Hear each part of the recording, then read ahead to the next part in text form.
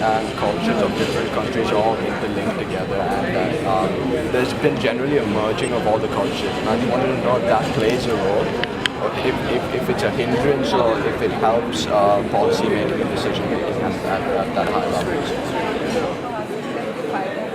Get a group of influential people to sit down. Some of that reverse osmosis kind of a thing. So, there's something called learning theory. So actually you have to get talking about new ideas get generated. So it's not that you produce a report, somebody's going to act directly. And also you're actually energizing a diaspora which is outside, which is when you're there in the morning and the deputy prime minister. You just give some numbers. And today there are 40 million people in the world who live outside the country. It's up by 67 million. And the amount of money it has. So suddenly in terms of money, the other in terms of influence. This is how South Asian Diaspora is the biggest.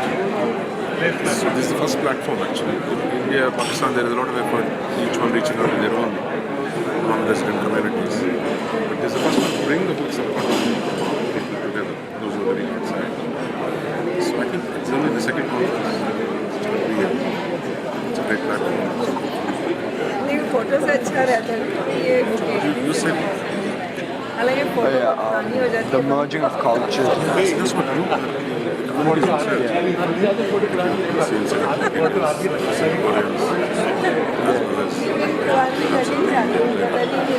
That's true. Also, in a sense, you can see Singapore itself has been so enriched by fusing of Chinese, Malay, and coming to country. Of course. So that's only one of the areas. So look, there is everywhere you go, there is some Indian chef is doing some fusion with something else. Western people are learning Indian music. Yoga has become so popular. So it's happening automatically. This one, of course, is not only focused in a sense on how do you utilize that. Because South Asia is good.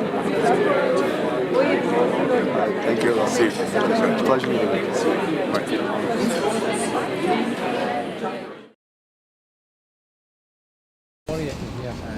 I'm Nashwatan. Ken. And you? Ken. Ken, yeah. Rasika, Sheen. Puja. Yeah. Prayer. Yeah. Saksha. Yeah. So what big questions do you have? One just done it. I think I read an article of yours, I think you published last week or so, on the Indian middle class, in which you, I think, mentioned that on the importance of meritocracy. Yeah. So I was just wondering, given that meritocracy, there's been such a big debate in Singapore itself. So what stance would you take? What views? What would you say to people who are opposed to the system of meritocracy? Well, I think the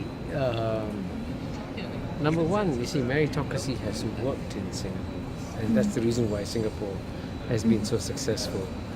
But the challenge that Singapore is facing now is that clearly people of my generation, and I came from a very poor family, managed to rise up through meritocracy. So there was a lot of social mobility that came with meritocracy. Unfortunately, with the rise of the success of Singapore, and with the new middle class having developed, and the new middle class now has got more resources, and like your middle class, you can go to a great school, for example, right? The people at the bottom now need some more help. It's no longer a level playing field as it used to be. So you have to once again recreate a level playing field to get the meritocracy. And that's what the debate is about how much Singapore should provide to help people at the bottom to make sure they can compete on a level playing field with the middle class or the upper class in Singapore. And unfortunately, the Singapore government decided, as you know, in the last year, to give more support to people at the bottom. And that, I think, will take care and create once more a level playing field. Yeah. Next question. Is IQ always represented correctly through examinations? I mean, someone might be extremely intelligent or might have great ideas for a country, but might not be able to be successful in examinations. Well, unfortunately, IQ does reveal itself, especially in mathematical tests.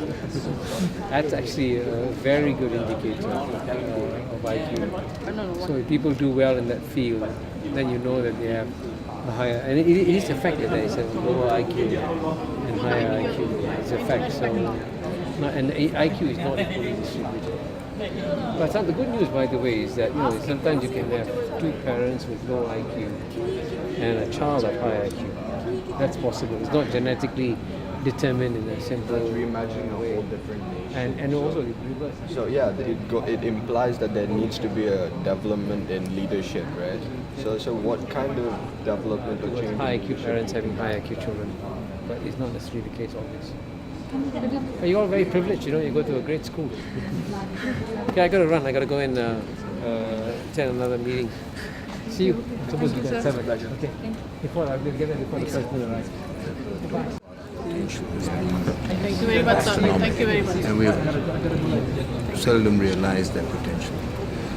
So the challenge that we now face today in India is to bridge this gap between potential and reality.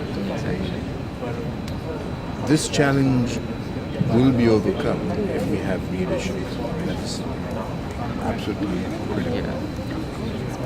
But beyond that, it requires us in India to actually reimagine the economic, social, energy, and civic policies and governance policies, I should say, relating to India.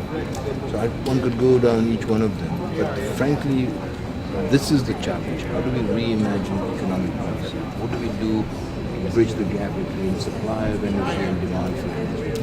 How do we ensure that the infrastructure that we have today meets the requirements of the tomorrow?